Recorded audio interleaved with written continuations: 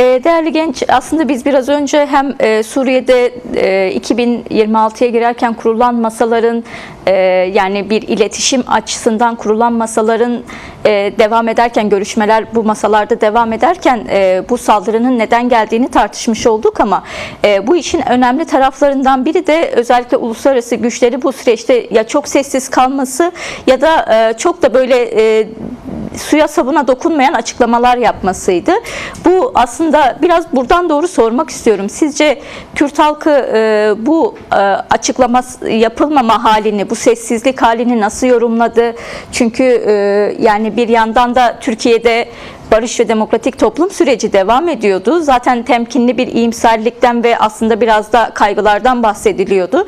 Sizce hem bu uluslararası sessizlik hali hem de sürece dair Kürt halkının beklentilerini, Kürt halkının duygu durumunu sizce nasıl etkiledi bu Halep saldırıları? Şimdi açıkçası Halep'teki saldırılarla birlikte Kürtler geçmişten bu yana deneyimlediği bir şey yeniden deneyimlediler. Hak ve varlık durumlarına sahiplenme pozisyonu açısından dışarıdan bir şey beklemenin, dış ittifaklar ya da konjonktürel bağışlar ve güçlerin kendisinden bir koruyucu mekanizma olabileceğine dair algı, ilgi ve beklentinin kendisi berheva oldu. Aslında bu Kürtlerin ilk deneyimi değil. Haklar ve varlıkları nezdinde koruyabilecekleri tek temel gücün kendileri olduğunu deneyimledi. Çünkü dünya ve dünya güçleri sizinle kurduğu ilişkiyi daha çok kendi konjonktürel ihtiyaç ve çıkarlarına göre uyarlıyorlar ve güç dengelerini kendilerine yakın olan yapısal durumlarla benzer bir biçimdedir. Halep saldırısının Paris'teki görüşmelerin ardılmış olmasının Kürtler açısından çıkarılması gereken bir dersi var kuşkusuz, ama aynı zamanda 2014'ten bu yana neredeyse dahil oldukları koalisyon içerisindeki pozisyon ve koalisyonun kendileriyle ilgili, yani Kürtlerle ilgili ve oradaki Kürtlerle ilgili gelişen katliam süreçlerine, saldırı süreçlerine, haklarını yok sayma süreçlerine, tasfiye süreçlerine dönük ilgisizlik, hatta arka planda destek anlamına gelebilecek bütün davranışlarının kendisi Kürtlerin kurmuş oldukları bütün ilişkilerde, bütün ittifaklarda, bütün konjonktürel iyilik hallerinin kendisine sığınmaksızın her durumda tüm gücü kendinde biriktirmesi ve kendi varlığının tek güvencesinin kendisi olması gerektiğini öğretiyor. Bu ders çok yeni bir ders değil. Kuşkusuz şunu tartışmak çok mümkün. Halep'teki saldırı Suriye'de kurulmak istenen düzenle ilgili önemli ipuçları veriyor. Halep'teki saldırı aslında Paris'te yaşanan anlaşmanın kendisinin bazı görünümlerini kapatmak kadar HTŞ ve Selefiler içerisinde, Suriye'nin yeni sahipleri içerisinde açığa çıkan kim huzursuzlukların belli zaman dilimi için giderilmesine dönük atılmış bir tür yem muamelesi görüyor. İşte Selefilerin ve yeni Suriye'nin efendilerinin konsolide olmasında, iç problemlerini ötelemesinde geçici bir gerekçe oluyor vesaire. Bütün bunları sayabiliriz. Dünyanın güç dengeleri üzerinden nasıl da var olduğunu ve Kürtlerin güç dengeleriyle mücadele edebilme ya da güç dengeleri içerisinde kendisini bir güç olarak konumlandırabilmekle ilgili yol alması gereken çok şey olduğunu söylemek çok mümkün, ama Halep bir daha ve yeniden bize Kürtlerin en büyük teminatının sadece ve sadece kendileri olduğunu bize söylüyor. Bunun altını çizmek gerekiyor.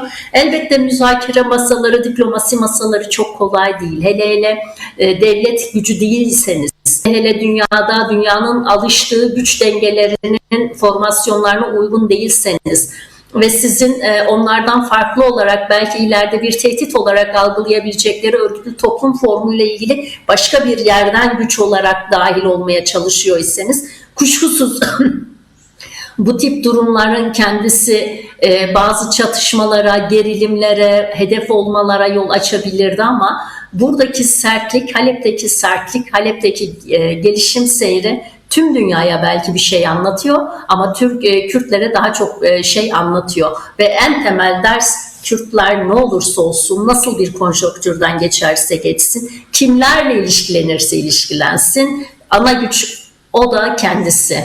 ve kendisini kendi güç odağı etrafında değerlendirmek zorunda. Şunun zamanı çoktan geçti aslında. Dünya bir süredir güç odakları üzerinden ittifaklar oluştururken haklılığınız, özgürlük talebiniz, insanlık değerleriniz, batı değerleri, dünyanın insanlık değerleri üzerinden vahşete işaret etmek, buradan doğru çağrılarda bulunmak, bunların gücü, ne derler, kıymet harbiyesinin çok olmadığı bir dünya düzleminden geçiyoruz. Ve Suriye'de örneğin bölgesel bir güç oyunu ve yeni dizayn olurken bizim bu bölgesel güç oyununun kendisine dahil olma biçimimizin tek güvencesinin de kendimiz olduğunu yeniden hatırlamamız gerekiyor. Ya bu oyuna dahil olmayacağız ya bu oyuna kendi gücümüzle dahil olacağız. Ben doğrusu Halep'i izlerken hep şunu derken buldum kendimi. Kürtler tarih boyunca yitirmedikleri bir saflığa sahipler. Güç ilişkileri açısından, dünya dengeleri açısından. Birilerinin övgüsü, birilerinin önemsemesinin sonsuz ve vazgeçilmez garantiymiş gibi algılayabiliyoruz. Bu anlamıyla aslında Orta Doğu'da kalıp bu kadar saf kalmak da başka bir hikaye. Her izlediğimde Halep'i izlediğimde daha önce birkaç yerde daha aynı şeyi hissetmiştim. Tarih bize bu kadar saf kalmamayı öğütlüyor. Tarih bu kadar alttan almamayı öğütlüyor. Tarih bize her zaman oyun kuran güçlerin işlerini kolaylaştıran değil, bazen sizi dikkate almadan yol alamayacaklarını güçlü hatırlatmanız gereken mekanizmaları da kurmanız gerektiğini söylüyor. Halep bizim açımızdan biraz da böyle. Öncelikle şunu söyleyeyim, Rojava devrimi aslında Kürtler arasında geç uluslaşmanın sağlanmasına yol açan en önemli gelişmelerden biri oldu. Kürt uluslaşmasını tamamlama konusunda çok önemli bir manivela görevi gördü.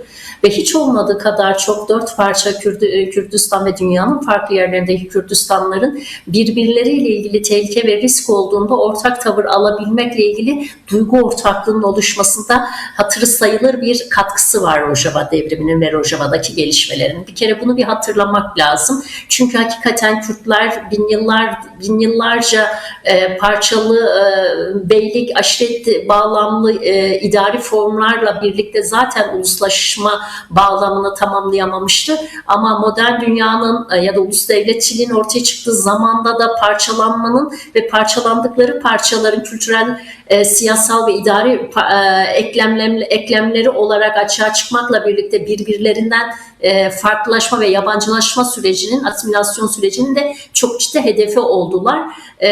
Ve bu ayrışma uluslaşabilmekle ilgili tarih boyu ortaya çıkmış olan bütün bu dezavantajlı ortamlar içerisinde ilk defa Kürtler 2000'li yıllarla beraber bizim anladığımız anlamda modern anlamda bir uluslaşma süreci yaşıyor ve özel bir uluslaşma deneyimi olarak da aslında dünyaya farklı bir yerden sesleniyor. Onun da altını çizmek gerekiyor.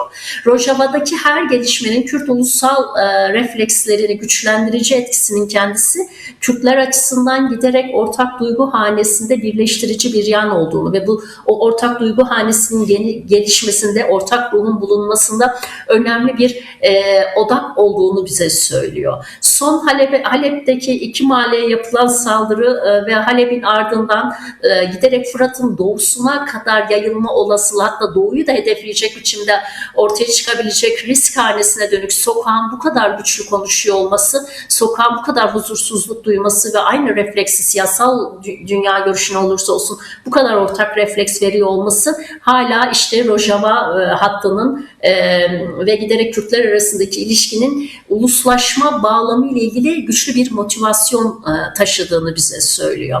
Ama bunlar yetmiyor. Ortak ruh ve duyguyu edinmeye başlayan bir Kürdistanilik duygusu oluşmuş olsa bile Kürtler hala varlıklarını sürdürebilecekleri ortak bir güvenlik konseptine, anlayışına ya da paktına sahip değil. değiller. Aralarında ne olursa olsun, nerede hangi dünya görüşüyle birlikte olursa olsun varlıklarına dönük herhangi bir saldırı ve tehdit karşısında ortak hareket edebilmekle ilgili özel bir duygu refleksini henüz edinebilmiş değiller. Tam olarak bununla ilgili bir süreci yaşamaları gerekiyor aslına bakarsanız.